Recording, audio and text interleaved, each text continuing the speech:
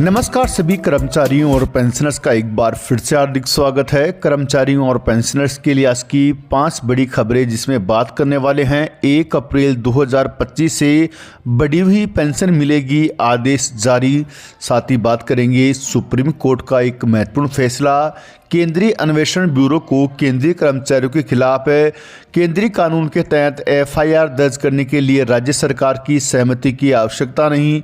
साथ ही बात करेंगे 8वें पे कमीशन को लेकर जल्द मिल सकती है गुड न्यूज़, न्यूनतम वेतन और फिटमेंट फैक्टर में होगी जबरदस्त बढ़ोतरी।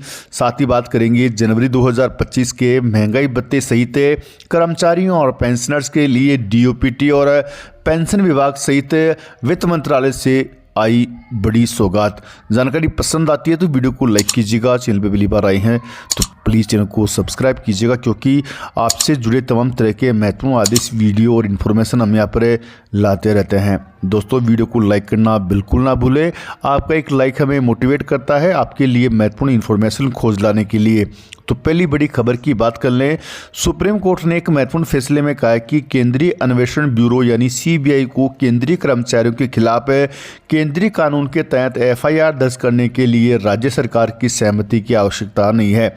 इस निर्णय से राज्य द्वारा दी गई सहमति वापस लेने के बावजूद सीबीआई के अधिकार क्षेत्र को लेकर उत्पन्न विवादों को समाप्त करने में मदद मिलेगी। हाल के वर्षों में कई राज्य सरकारों ने अपने अपने राज्यों में सीबीआई को जांच करने की दी गई सामान्यतः सहमति वापस ले ली है। इसके चलते जब सीबीआई किसी मामले में एफआईआर दर्ज करती है तो यह मामला विवाद का कारण बन जाता है और अदालत तक पहुंचता है। सुप्रीम कोर्ट ने स्पष्ट किया है कि राज्य में काम करने वाले केंद्रीय कर्मचारी के खिलाफ केंद्रीय कानून के तहत मामला दर्ज करने के लिए सीबीआई को राज्य सरकार से अनुमति लेने की आवश्यकता नहीं है। अगली बड़ी खबर की बात कर ले तो पेंशन धारकों को शानदार तोहफा, सेवानिवृत्त कर्मचारी से अतिरिक्त राशि वसूली नहीं जा सकती। जी हां, पेंशन धारकों के लिए गुड न्यूज़ निकल के सामने आ रही है। पेंशन धारकों के लिए कलकत्ता हाईकोर्ट ने एक महत्वपूर्ण फैसला दिया है। कोर्ट ने हाल ही में एक महत्वपूर्ण फैसले में कहा है कि यदि नियोक्ता द्वारा वेतन निर्धारण में गलती हुई है तो सेवानिवृत्त कर्मचारियों को दी गई अतिरिक्त राशि को सेवानिवृत्त लाभों से वसूल नहीं किया जा सकता। यह निर्णय जस्टिस हरीश टंडन और जस्टिस प्रसन्नजीत विश्वास की खंडपीठ ने दिया है।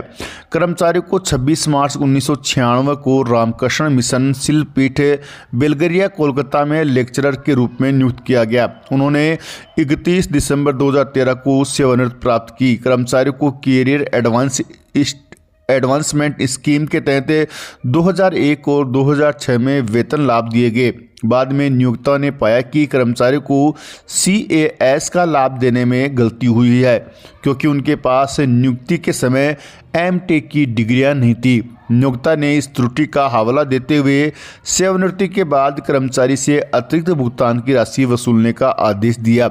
कर्मचारी ने तर्क दिया कि सीएएस के तहत लाभ दिए जाने के समय सभी अधिकारियों ने इसे मंजूरी दी थी और किसी भी आपत्ति का उल्लेख नहीं किया गया। सेवानिवृत्ति के बाद राशि की वसूली को उन्होंने अनुचित और अन्यायपूर्ण बताया। सुप्रीम कोर्ट ने पंजाब राज्य बनाम रफीक मसीह के मामले में कहा था कि सेवानिवृत्त कर्मचारी से अतिरिक्त राशि की वसूली अनुचित और गैर कानूनी होगी। यह मामला इस सिद्धांत के अंतर्गत आता है। कोर्ट ने माना कि सेवानिवृत्ति के बाद की गई वसूली से कर्मचारी को गंभीर कठिनाइयां होगी, जिसे अन्यायपूर्ण संवर्धन माना जाएगा। नियोक्ता यह साबित नहीं कर सका कि कर्मचारी ने वेतन लाभ प्राप्त करते समय अतिरिक्त राशि की वापसी के लिए कोई वचन दिया था। कोर्ट ने कहा कि यदि वेतन निर्धारण में गलती नियोक्ता की ओर से हुई है तो कर्मचारियों को इसका जिम्मेदार नहीं ठहराया जा सकता। हाईकोर्ट ने पाया कि एकल न्यायाधीश का आदेश सही था, जिसमें वसूली को अवैध ठहराया गया था। न्यायालय ने स्पष्ट किया कि नियोक्ता के पास कर्मचारी से अतिरिक्त राशि की वसूली का कोई औचित्य नहीं है। अपीलकर्ता अधिकारियों की याचिका को खारिज कर दिया। वहीं अगली बड़ी खबर की बात कर ले तो केंद्रीय कर्मचारियों और पेंशनर्स की सैलरी और पेंशन में बढ़ोतरी का रास्ता साफ हो गया है। जी हां, नए साल की शुरुआत होते ही केंद्रीय कर्मचारियों के लिए गुड न्यूज़ आ गई है। जल्दी सरकार कर्मचारियों को मिलने वाले महंगाई भत्ते और महंगा राहत में बढ़ोतरी कर सकती है। इस डीए बढ़ोतरी की वजह से कर्मचारियों को काफ़ी लाभ होगा, वहीं उनके वेतन में भी बम्पर बढ़ोतरी देखने को मिल सकती है। माना जा रहा है कि सरकार द्वारा की गई इस बढ़ोतरी की वजह से पेंशनर्स को काफ़ी लाभ होगा, उनको महंगाई से भी काफ़ी राहत मिलेगी। केंद्र सरकार की ओर से कर्मचारियों और पेंशनभोगियों को साल की शुरुआत में ही काफ़ी लाभ होने वाला है।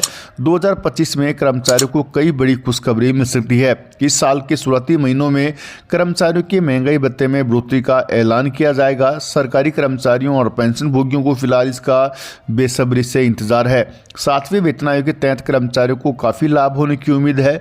सरकार द्वारा डीए गणना all India consumer price index के आधार पर की जाती है। जनवरी 2025 का डीए इस बार साल 2024 के जुलाई दिसंबर तक के AICPI इंडेक्स के आंकड़ों के हिसाब से किया जाना है। अभी तक नवंबर और दिसंबर के आंकड़े नहीं आए हैं।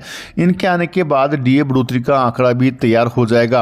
अगर अक्टूबर 2024 तक के AICPI आंकड़ों के बारे में बात करें तो जनवरी 2025 में डीए में 3% की बढ़ोतरी की जा सकती है, क्योंकि अक्टूबर में AICPI 144.5 पर था। हालांकि अभी नवंबर और दिसंबर का आंकड़ा जारी नहीं किया गया है। अगर इन दोनों महीनों में भी आंकड़ा 145 के आसपास रहता है तो इसकी वजह से जनवरी 2025 में डीए बढ़कर 56% पहुंच सकता है। केंद्रीय कर्मचारियों को इस बार डीए में बम्पर बढ़ोतरी देखने को मिल सकती है। AICPI के आधार पर सरकार नए साल में डीए को 53% से बढ़ाकर 56% कर सकती है। इसके ऐलान की बात कर ले तो होली या मार्च में होने का संभावना है। आपको जानकारी के लिए बता दें कि 8वें पे कमीशन को लेकर भी केंद्रीय कर्मचारियों और पेंशनर्स को जल्द बड़ी खुशखबरी मिल सकती है। लंबे समय से केंद्रीय कर्मचारी संगठन और पेंशनर समाज 8वें वेतन आयोग का बेसब्री से इंतजार कर रहे हैं। हालांकि पिछले दिनों संसद में सरकार ने 8वें पे कमीशन को लेकर कहा था कि अभी सरकार के पास वेतन आयोग को लेकर किसी प्रकार का प्रस्ताव विचाराधीन नहीं है। लेकिन कर्मचारी संगठन और पेंशनर समाज का मानना है कि बजट 2025 में केंद्र सरकार द्वारा देश भर के 52 लाख से ज़्यादा केंद्रीय कर्मचारी और 68 लाख से अधिक पेंशनभोगियों के वेतन भत्ते और पेंशन में संशोधन के लिए 8वें पे कमीशन कमेटी की घोषणा कर सकती है।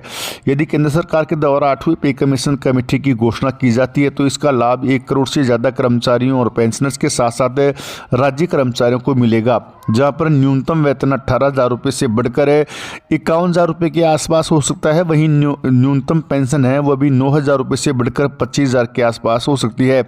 यदि केंद्र सरकार के द्वारा केंद्रीय कर्मचारियों और पेंशनर्स को 2.86 फिटमेंट फैक्टर लागू किया जाता है तो कर्मचारियों और पेंशनर्स की सैलरी और पेंशन में जबरदस्त बढ़ोतरी होगी।